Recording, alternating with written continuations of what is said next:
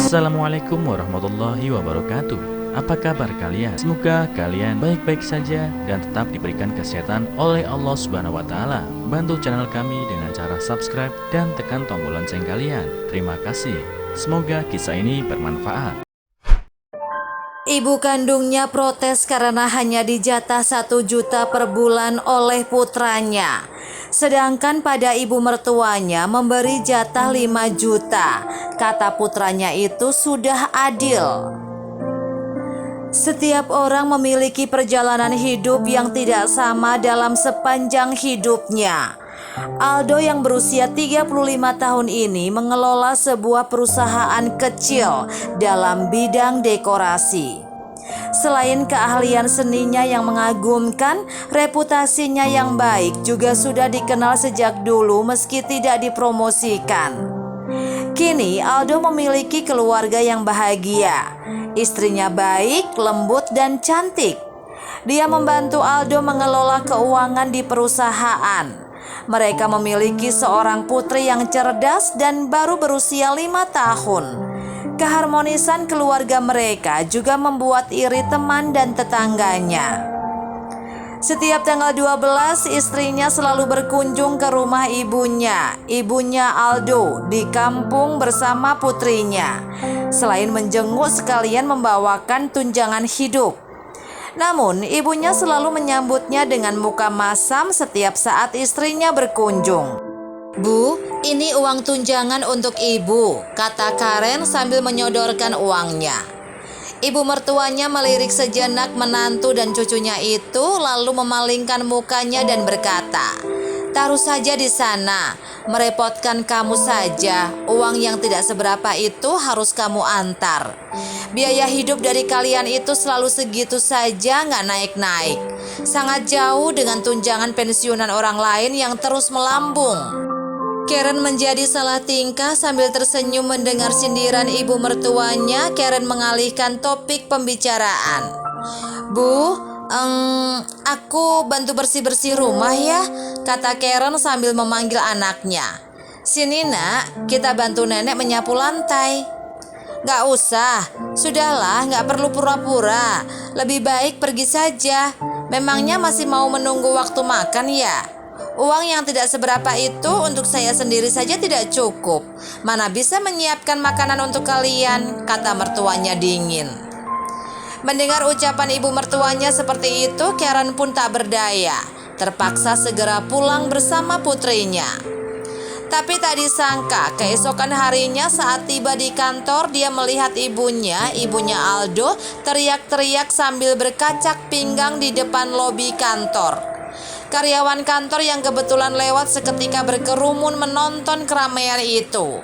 Ternyata entah dari mana ibu mertuanya mendapat kabar bahwa tunjangan hidup bulanan besannya sebesar 5 juta rupiah, sementara dia sendiri hanya 1 juta rupiah. Inilah yang membuatnya marah dan naik pitam. Dia langsung ke kantor putranya hari itu juga dan sambil terisak dia mencela putranya, anak durhaka dan menantu yang tak tahu diri. Sementara orang-orang yang berkerumun tampak sibuk kasakusuk tanpa mengetahui secara jelas duduk persoalannya. Mendengar kabar itu, Aldo buru-buru mohon pamit pada kliennya, bergegas pulang ke kantor. Sementara itu di depan gerbang kantor, ibunya melihat Karen menantunya dan langsung mendorongnya hingga jatuh tersungkur dan berkata, "Dasar kau perempuan jalang, sudah menipu anakku. Ayo jelaskan, mengapa kau memberi 5 juta rupiah setiap bulan untuk ibumu, sementara aku hanya kasih 1 juta rupiah. Di mana nuranimu?" Karen melirik sejenak lengannya yang lecet tergores dan berkata, "Bu, di sini banyak orang. Kita bicara di dalam kantor saja." Kemudian dia melihat ke sekeliling dan berkata, "Saya harap semuanya bubar. Tidak ada yang perlu dilihat," kepada orang-orang yang berkerumun. Namun ibu mertua Karen langsung menyelanya dan berkata dengan lantang, "Kenapa dibubarin? Kalian jangan bubar dulu. Justru saya ingin kalian semua memberikan penilaian." Karen yang cemas dan tak berdaya tidak bisa berkata apa-apa lagi. Sementara air matanya sudah berlinang tanpa bisa ditahan. Namun ibu mertuanya sepertinya tak mau berhenti sampai di situ. Air matamu mungkin berguna untuk anakku, tapi itu adalah lelucon bagiku. Saya akan memberi pelajaran padamu kalau kau tidak bisa memberikan alasan yang memuaskan. Kalau bukan gara-gara kamu, tunjangan bulananku juga tidak mungkin sekecil itu. Orang-orang bilang putraku adalah seorang bos, tetapi hidup seperti apa yang saya jalani? Tak ubahnya seperti orang yang dibuli, kata ibu mertuanya. Tepat pada saat itu sebuah suara terdengar di belakangnya. Kau ingin tahu alasannya? Baik, saya akan memberitahumu. Dan biarkan saudara-saudara sekalian yang ada di sini juga mendengarnya. Apakah saya salah? Kata Aldo sambil memapah Karen yang masih tersungkur di lantai. Amarah ibunya seketika sirna begitu melihat kedatangan Aldo, putranya. Dia menarik tangan putranya dan dengan lembut berkata, "Nak, bukankah kamu sedang rapat dengan klien?" Aldo menyingkirkan tangan ibunya dan dengan tatapan dingin berkata, "Saya memberikan 5 juta rupiah per bulan untuk ibu mertua dan 1 juta rupiah per bulan untuk ibu. Apa ada masalah? Itu sangat adil, bukan? Jika bukan karena Karen, saya tidak akan memberi ibu sepeser pun.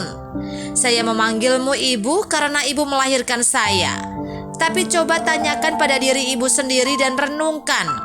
Saya sekarang berusia 30-an, tetapi pernahkah ibu merasa merawatku walau sehari?" Seakan mengingatkan ibunya.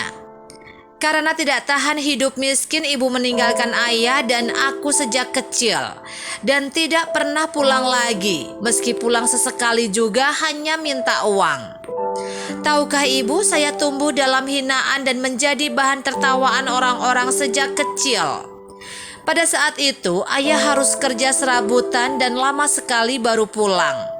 Hanya Bibi Linda, tetangga sebelah yang peduli dan selalu merawat atau memasak untukku. Dia jugalah yang membiayai sekolahku sampai lulus. 28 tahun yang lalu saat ayah jatuh sakit dalam kesendiriannya, ibu justru buru-buru pulang dan mengambil semua barang-barang berharga di rumah. Saya telah mencoba meminta ibu untuk tidak meninggalkan kami, tetapi ibu tidak peduli. Setelah itu saya sakit parah, tetapi ibu tidak pernah mau peduli. Jika bukan karena Bibi Linda, mungkin saya telah menjadi anak terlantar. Saat itu saya benar-benar ingin bertanya kepada ibu, benarkah saya anak kandung ibu? Apa bedanya saya dengan anak yatim ketika itu? Sekarang saya memberi ibu 1 juta rupiah setiap bulan untuk tunjangan hidup dan saya rasa cukup untuk hidup sederhana di desa. Jika ibu tidak berjudi, ibu bisa hidup dengan baik. Selama beberapa puluh tahun ini kebiasaan buruk ibu tidak pernah berubah. Ibu hanya melihat sekarang saya adalah bos pemilik perusahaan. Tapi tahukah dengan hari-hari yang saya lewati selama beberapa tahun yang lalu? Bagaimana saya merintis usaha saya yang tidak punya apa-apa ketika itu? Memangnya bisa hanya dengan mengandalkan kedua tangan ini? Kata Aldo dengan nada berapi-api pada ibunya yang termangu diam. Saya bisa berdiri tegak sekarang, semua itu tak lepas dari bantuan dan dorongan semangat Bibi Linda. Dan asal tahu saja, demi saya dan masa depan saya, uang simpanan sebesar 200 juta rupiah dari hidup hematnya seumur hidup itu dia serahkan kepadaku tanpa syarat, sekaligus menyerahkan putri yang disayanginya. Betapa percaya dan yakinnya dia kepadaku, jadi bagaimanapun juga saya tidak boleh mengecewakannya. Sementara apa yang telah ibu lakukan untuk saya? Cintanya kepada saya itu tanpa pamrih.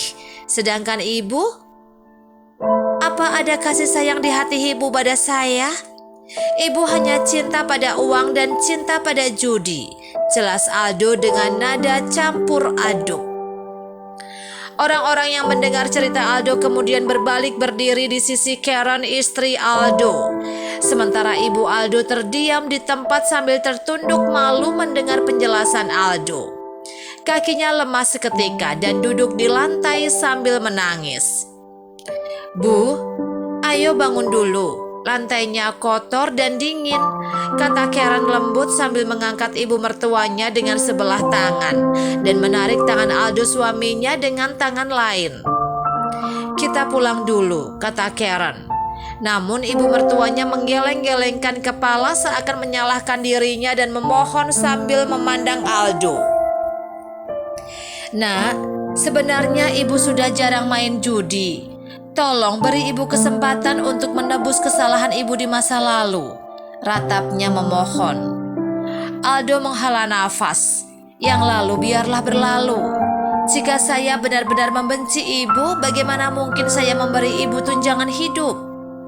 Saya hanya berharap ibu harus bisa bersyukur punya seorang menantu yang begitu baik dan perhatian, serta seorang cucu yang pintar. Bu, kita harus selalu bersyukur. Jangan serakah. Ayo kita pulang," kata Aldo dengan nada berubah lembut. Aldo sadar sifat seseorang itu sulit diubah. Tidak semudah membalikan telapak tangan. Meskipun ibunya sekarang sangat menyesal, tetapi butuh proses panjang untuk benar-benar bisa berubah.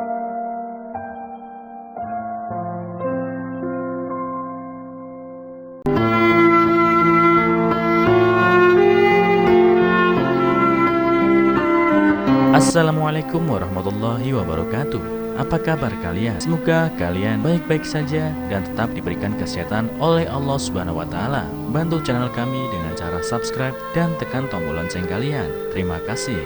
Semoga kisah ini bermanfaat.